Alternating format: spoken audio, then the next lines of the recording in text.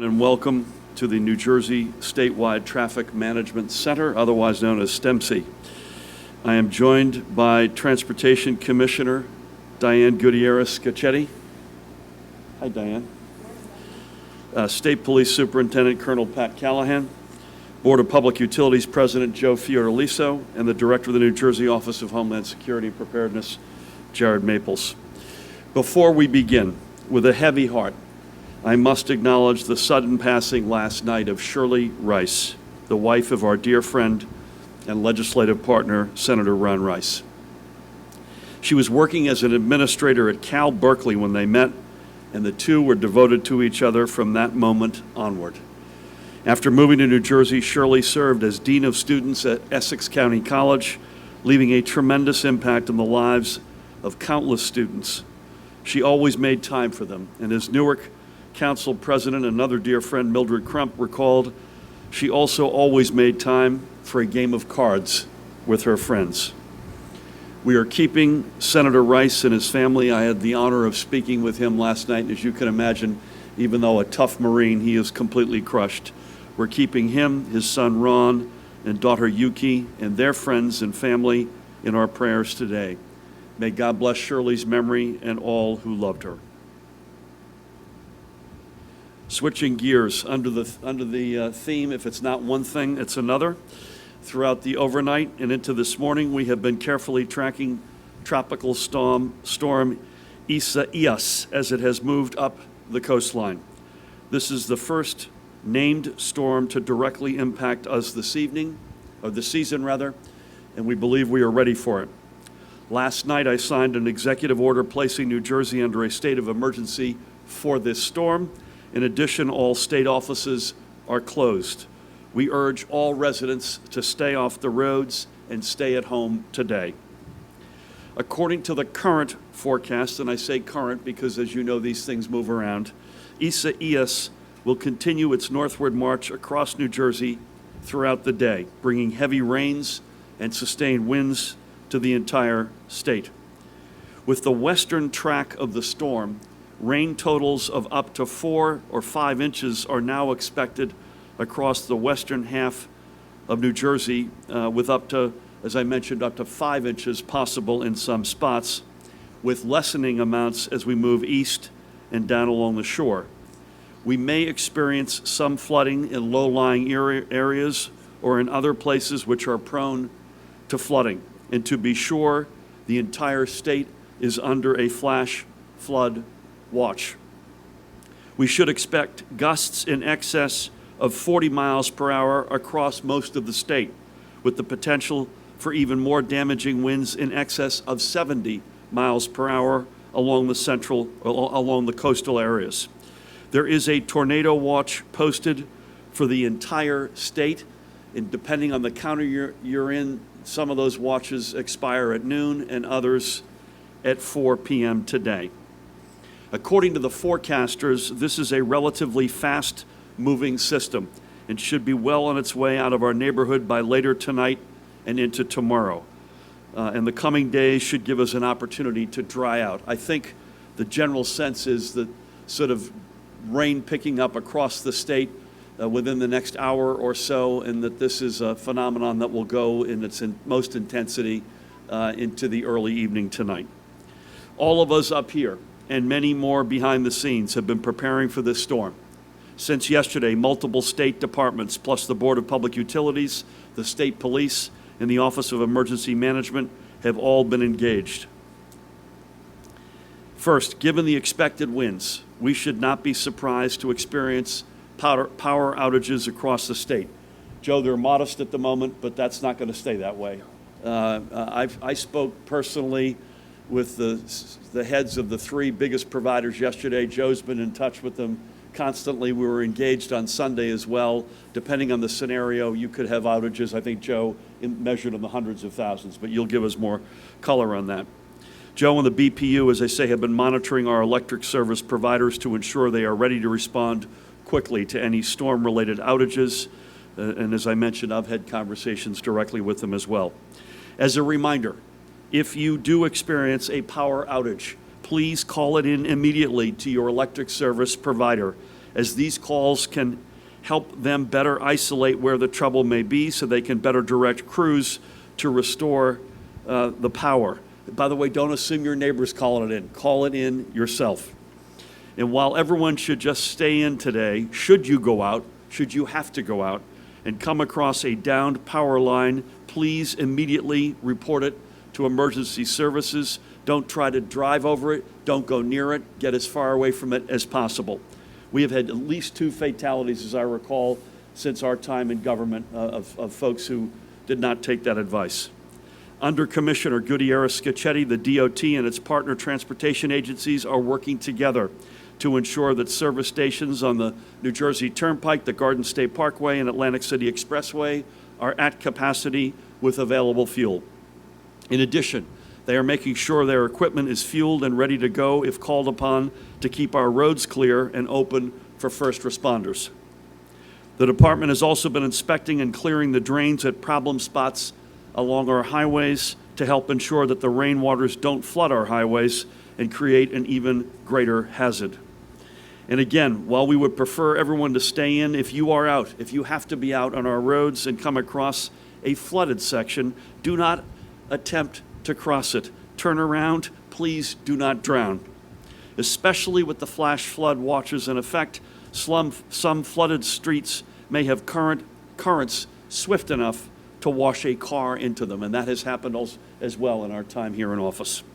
The Office of Emergency Management will make regular weather and preparedness updates at our favorite ready.nj.gov. Again, that's ready.nj.gov. And on their social media channels on Facebook at Ready New Jersey and on Twitter and Instagram, each at ReadyNJ. Again, that's ready.nj.gov. Facebook is Ready New Jersey, and Twitter and Instagram are at ReadyNJ. We will continue to closely monitor this storm throughout the day as it makes its way across New Jersey, and we will come to you with additional announcements should they become necessary. Hopefully, and this is our best case scenario, today will be just a washout, and tomorrow we'll be back to summer sun.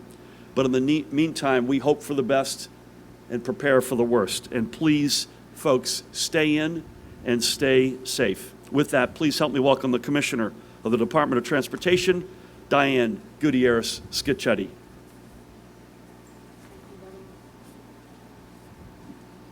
Good morning. So much of what the governor said is consistent with the message that I'm going to give you, almost all of it, actually. State highways, New Jersey Turnpike, Garden State Parkway, Atlantic City Expressway are fully prepared to address any flooding issues that we have on their roads, as is the DOT on the state highway system. But with the amount of rain that we anticipate getting today, drainage systems will have a hard time moving all that water, so we do expect flooding. I can't emphasize enough, please do not drive through flooded areas. As the governor said, if you get stuck, it is going to be very difficult for us to get in there and get you out. The state police certainly have emergency response for that, but better not to count on that. Better to make sure that you're not on flooded roads. There is a carpool trailer motorcycle ban posted for the New Jersey Turnpike and the Garden State Parkway. The winds are expected to get significant enough to make carpool trailers and motorcycles struggle in the weather. We ask that you get that message out because it is important for us to make sure that everyone is safe. Transit is running a normal schedule as of now. That can change as the day goes on. If you have the need for information, please go to Twitter at New Jersey Transit, where they'll be posting regular updates. As the governor announced, ready.gov is where you'll find information on the state roads or at least be linked to the DOT site. The department will be ready to support BPU after the storm is over to clear debris, fallen limbs, so that Joe's team can get in there and get electric power restored as soon as possible. There are just some things that are important for me to remind you. First, again, because you can't say it enough, avoid standing water. Second, if you have to go out, please maintain the posted speed. In many places, that speed will be reduced. The concern is hydroplaning. When you hydroplane, it's very difficult sometimes to feel like you can get your control of your car. So if you maintain the posted speed, you're going to have a lot better chance of being safe. But I will reiterate what the governor said. If you don't have to be out on the road today, don't. It's just a matter of a few more hours, and heck, we've been practicing that for the last few months, so we should be good. If you're on the road, please move over for our frontline responders. That's our safety service patrols, our partners with the New Jersey State Police, and any other emergency services that you see. If they're aiding a car, what we ask is you move over one lane, and if you can't, you reduce your speed by at least 20 miles an hour to safely pass them. We will react to information that we get from Transcom. Transcom is a regional traffic management monitoring service that we use here in New Jersey along with many of our partner states. And as they give us information, whether it's about crossings into New York based on high winds, we will push that information out to all of you as soon as possible. But I think the message today is you're going to have about 5 or 6 hours where it's going to be very bad. We need you to stay inside and out of the winds and out of the rain. And as the governor said, tomorrow we'll go back to a nice hot August day and hopefully resume those activities which are important to us in the summer. Thanks, Gov. Thanks, Diane. Thank you, Diane. And that the Transcom, am I right in saying, Diane, the Transcom limit of high winds that prevents crossings is 50 miles an hour, right? So that's something that we have to, that would obviously apply to any of the bridges, for instance, in and out of New York City.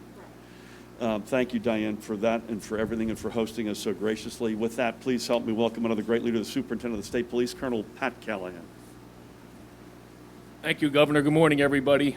I'll just offer you a few minutes from the State Office of Emergency Management perspective. For the past several days, we've been in constant communication with our federal, state, and county partners. FEMA Region 2 has been phenomenal, as always, and actually this afternoon at 12:30, we have a national call of emergency management directors with FEMA headquarters out of Washington, D.C. We did activate our State Emergency Operations Center yesterday morning, as well as all 21 county emergency operations centers are currently activated. As far as deployable assets that we have our New Jersey Task Force 1, which is our urban search and rescue component, high-wheeled vehicles, as well as swift water rescue capabilities. We also have a cache of NJ OEM generators that we purchased with mitigation dollars in the wake of Superstorm Sandy, and we have our all hazards incident management team ready to deploy anywhere. With regards to the expected power outages to support BPU and DOT, the New Jersey Forest Fire also has active chainsaw teams ready to roll anywhere to make sure we can get those trees up and off of power lines. I just encourage all the residents in the state to comply with your local emergency management guidance and orders, as well as those guidance issued by local government officials.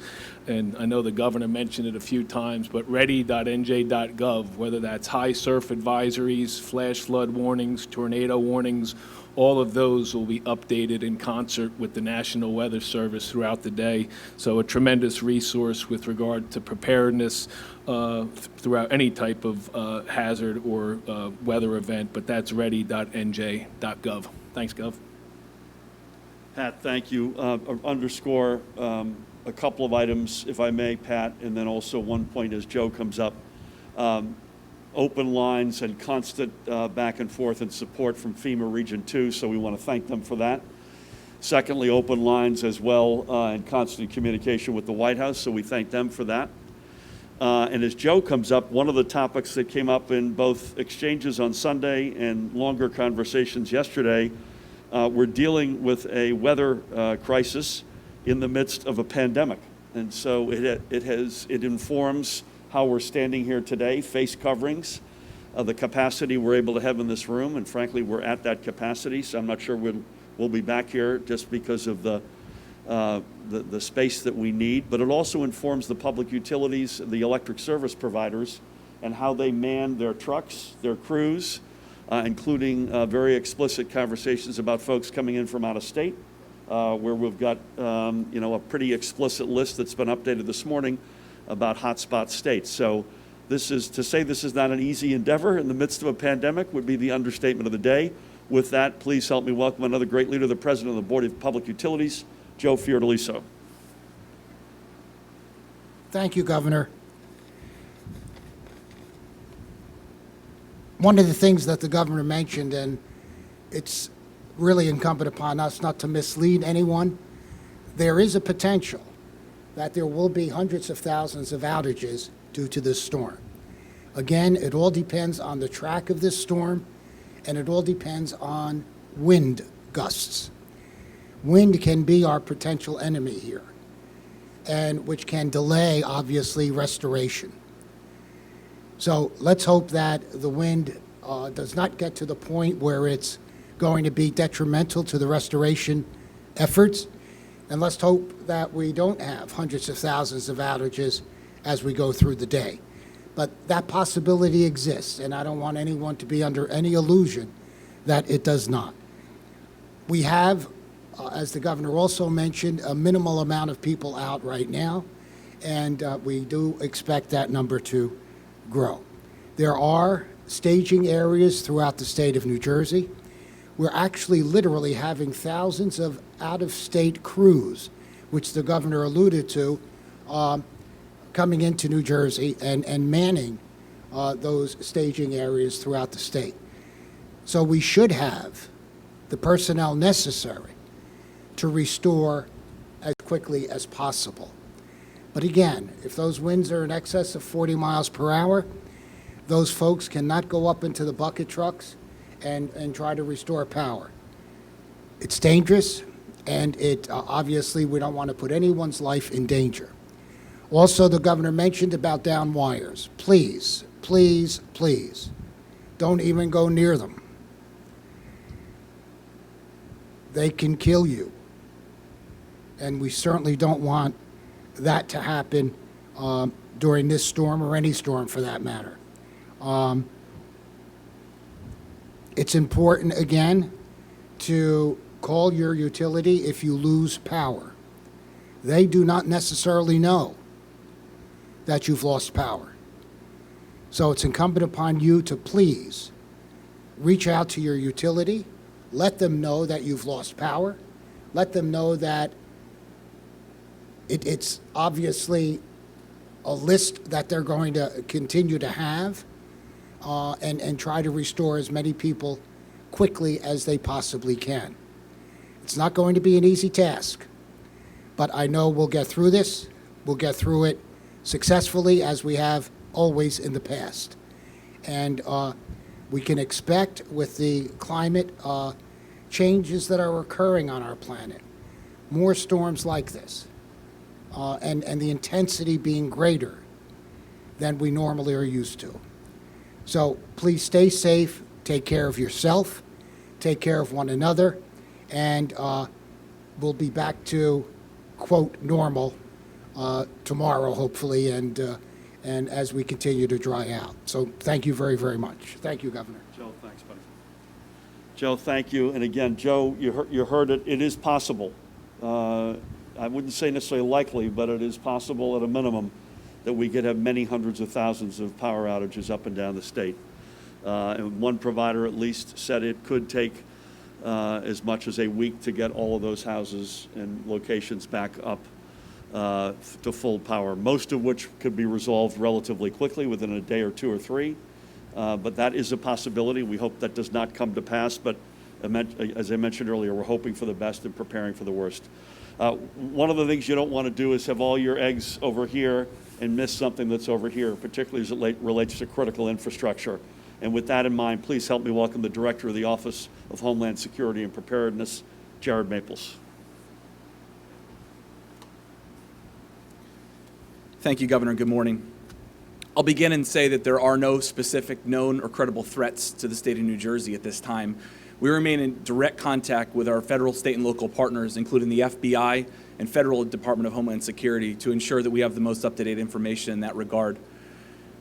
The other side that we discuss frequently is critical infrastructure security, as the governor mentioned, and making sure that all 17 critical infrastructure sectors that are represented here in the state of New Jersey have the information they need to secure their facilities and people and mission, and then also that they can become resilient should an incident like a hurricane adopt or interrupt their abilities to operate. So we're working with them day to day and making sure that, again, we have that constant communication and interaction between the two sides, that they can continue operations and continue their mission in securing the critical infrastructure of our state, which is so vital to every citizen.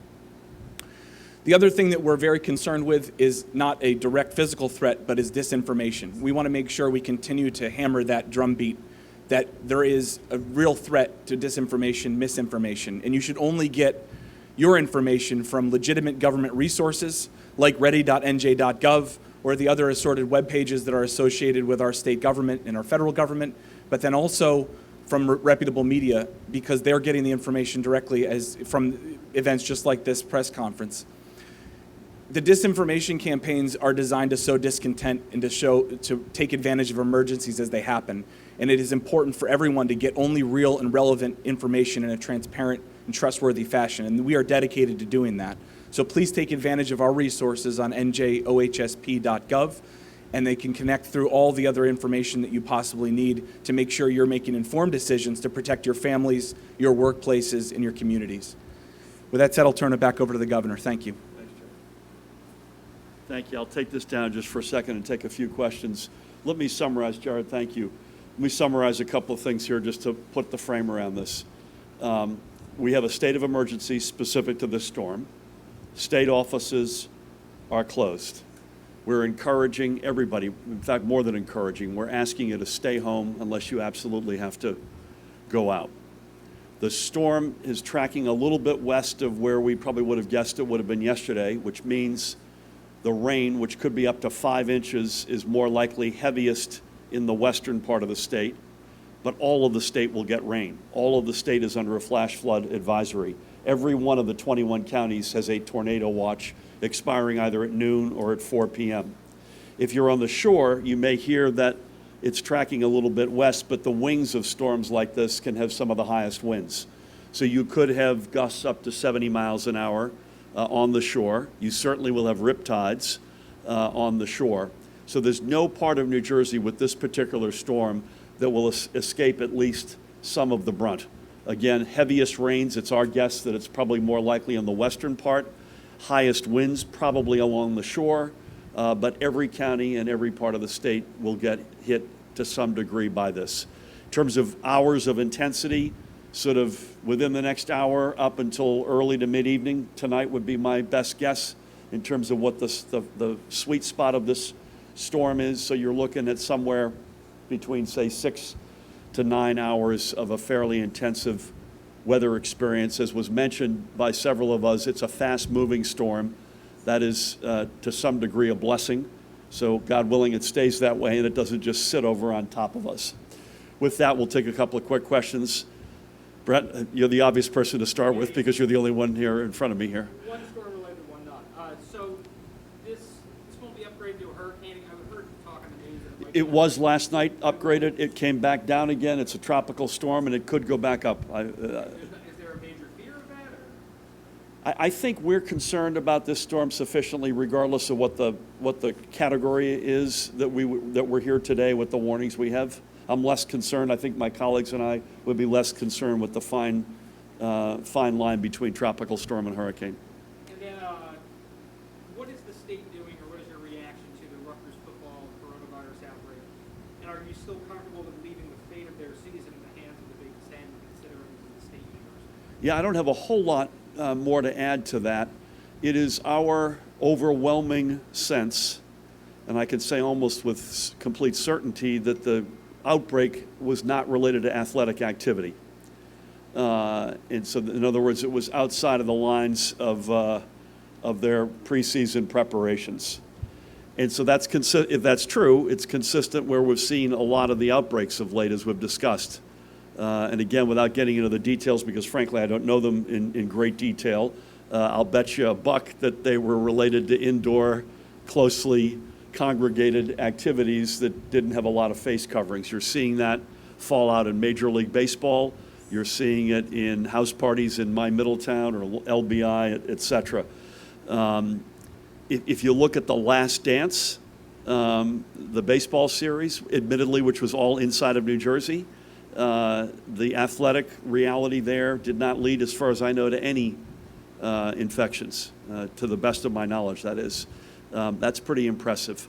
But it is worth noting, conferences matter here, so what the Big Ten decides, what the NCAA decides, and frankly, what our posture is. For the moment, you know, we would like to see things proceed, but it's got a couple of elements here that are challenging, and one of which is travel, as you all have asked us about. In particular to hotspot states, either teams coming from there or our squads going there and coming back to New Jersey. So I'd say TBD is the best way to conclude that.